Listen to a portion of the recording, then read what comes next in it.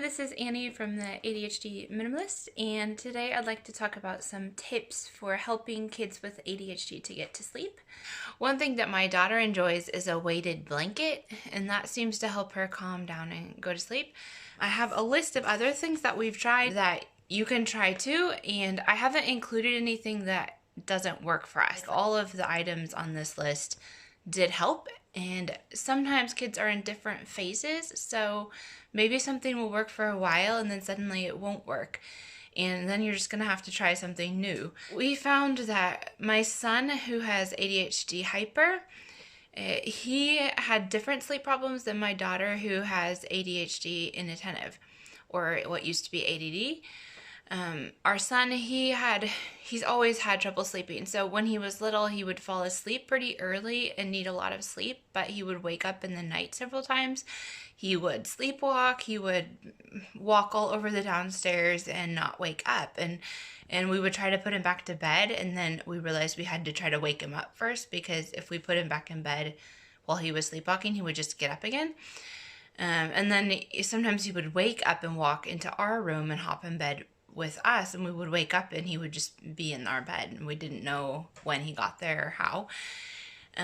So he's gone through a lot of different sleep phases. Later, when he got older, he had trouble falling asleep, and once he fell asleep, he would stay asleep. So when he was younger, his sleep problems were different than when he was a teenager. He's going to be 14 soon. So our daughter has the problem that she gets really worried in the evenings, and if we let her stay up too late, she gets even more worried. So she kind of needs a bedtime routine where she goes to bed at about the same time every day, and that we sort of do the same things before she gets in bed. It helps her. The weighted blanket helped my son for a while. Now he doesn't use one, but my daughter does. That's something she started using this last year, and it's been helpful for her. Her problem is not having trouble falling asleep, and then once she's asleep, she will sleep like a log, and you can't wake her up, literally. She just will not wake up until morning, and then ding, she'll wake up at, 6:30 maybe, she's up and going. So here is some of the stuff on my list. So I'm gonna try to read this off here. Okay, one thing that helped my kids go to sleep was just having a routine where they knew what was going to happen every evening. For us, this usually included reading a book in their bedroom and putting on some music for them before we left the room. My daughter has this certain prayer, Swedish prayer, that she likes to pray before bed, so we do that with her, and then say goodnight. They know what's going to happen every evening. That sort of helps kids relax. We like to read a book in the child's bedroom in the dark.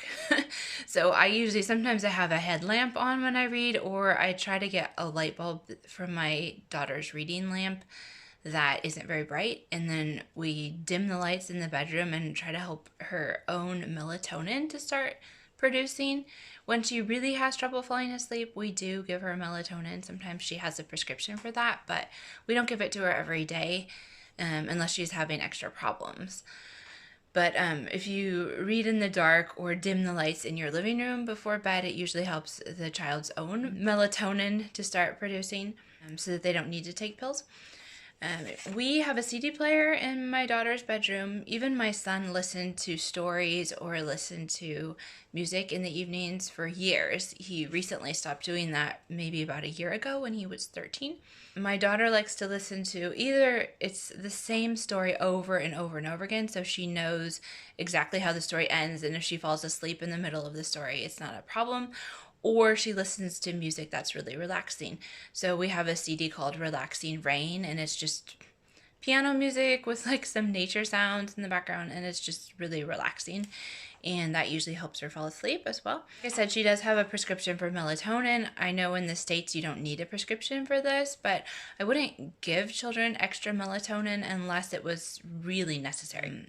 We try to just give it to her when she's having a really bad night. My daughter gets worried a lot. When she gets to bed late, she worries even more. So we try to keep her on a routine where she goes to bed about the same time, especially when it's the school year. Then in the summer, maybe she'll be up a little bit later and she'll have a new routine for the summertime.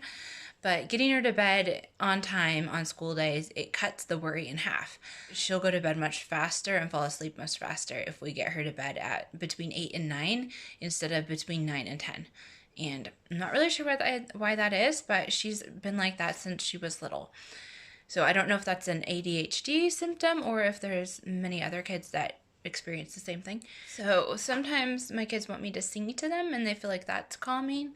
If my daughter's really worried in the evening and she keeps asking us to come back repeatedly to her bedroom, then I'll put on a timer, and it's either I use an hourglass timer that doesn't make noise or a digital timer. It has lights. The lights turn off as each, I don't know, half a minute or a fourth of a minute ticks off, and then at the end it'll start blinking, so you see that the time is up, and then it'll go black. So she has to look at it to notice what time it is. So the point is that it's not a timer that's going to peep and wake her up if she happened to go to sleep. But we put the timer on, so maybe it'll be 15 minutes or 20 minutes, and she has to lay in bed and wait that long before she can call us to come back again. And usually I'll do this maybe if she's called us down there 3 times already. And also 90% of the time, she'll fall asleep before the timer goes off. So for some reason, it's just encouraging her. I mean, lay in bed and try to relax, listen to your story or your music, and try to go to sleep. And if you can't, then she knows that she can come and talk to us again. That usually helps her go to sleep pretty fast. We don't let her have an iPad or her phone right before bed because the screen affects her going to sleep. I know I'm really affected by screens right before bed. TV doesn't seem to be as big of a deal. I don't know. We have a flat TV, but it's an older version. I don't know if the newer ones might affect kids a little bit more directly before bed, but we try to keep away from screens right before bed. Usually before I put on the timer, like if she's really worried, I'll listen to some of her worries. And sometimes she'll have something that she's worried about that's specific.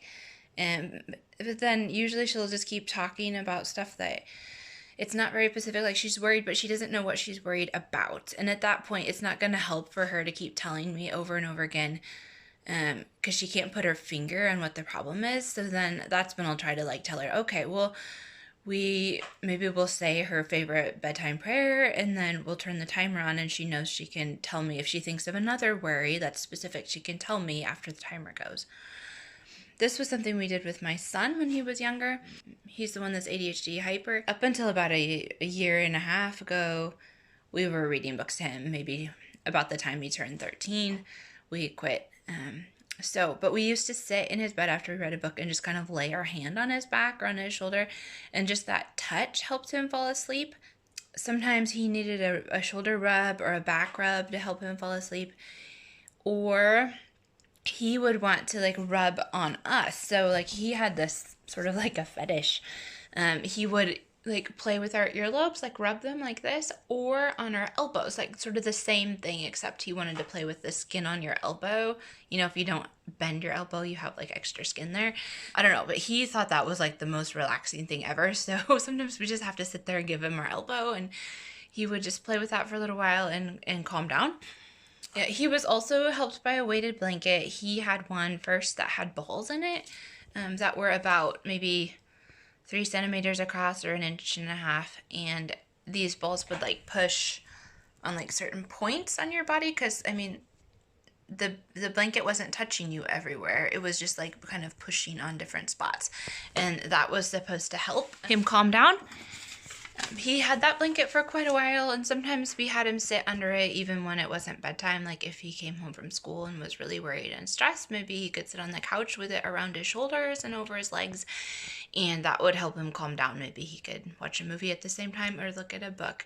He had that for, I don't know, maybe 4 years or 5 years, and then he switched over to one that had chains in it, and that one kind of gives more like an even weight over your whole body. So it's a little bit different, but when he got older, for some reason, he thought that was better. My daughter, who has ADHD inattentive, she has one with chains, and it's about 7 kilos, and she's 11 years old. She's now talking about that maybe she wants to try one that's 8 or 9 kilos. So it's really sort of a preference thing with the weight. A doctor or if you're just gonna buy yours directly from the store, the salespeople probably have a suggestion for weight for how old the child is, but a lot of the final decision is really the child. Like, your child is gonna have to say what they think is helpful because nobody else knows how it feels except them. We did have a phase with my son when he was just having a really hard time sleeping that my husband slept in the same bed as he did. It started out that he would lay in the bed for a while my son was falling asleep, and then he would get up and we would do stuff in the evenings. But eventually he was waking up in the middle of the night and waking us up so many times that my husband would just go back into his bed and sleep in his double bed because that kept him from getting out of bed and waking everybody up. So he did this for about a year, matured enough that he didn't want anybody sleeping in his bed anymore. So like I said, problems with children and sleep, it really changes over their lifetime. So you kind of have to find what works for a while, and it might work for a year or two, and then you might have to come up with a new strategy. I know that I myself have struggled with sleep for many years since I was pregnant with my son. After he was born, I just quit sleeping because he was waking me up all the time, and I still have trouble. Usually fall asleep okay, but I can wake up in the middle of the night for no reason. But I've found that when I change my diet, I sleep a lot better. So that may be something to experiment with kids. We've experimented with our children's diet for ADHD. So, I mean, we've tried taking away sugar and dairy and cutting down on white flour and stuff. And I don't know, I've never really made like a huge discovery that they suddenly start sleeping a lot better because of the diet changes. So I haven't made a big emphasis about that. But I know for myself, when I ate, I went on a candida diet for a while, and I've never slept better, honestly. I would probably do better if I would just eat candida food all the time, but it's kind of hard when you're cooking for a family and your kids don't want to eat that. And I also noticed that I did better I slept better when I cut down on sugar, like just sugar, and otherwise ate pretty normal. And I noticed that when I go on vacation, and we eat a lot of fast food, that I sleep really poorly. So we don't live anywhere close to a fast food restaurant. The closest one, well, it's not super far away. It's about 15-20 minutes away, but there isn't any parking by it, and not easy to go and just pick up something from the drive-thru, because there isn't a drive-thru and it's in the middle of a little town and the parking is kind of far away. So it's not convenient at all. So the most convenient fast food restaurant is McDonald's, and it's a whole hour away. So we don't hardly ever eat fast food. So when we go on vacation and we're suddenly eating McDonald's 3 times a day because the kids never get it and it's fun for them, I notice I don't sleep well.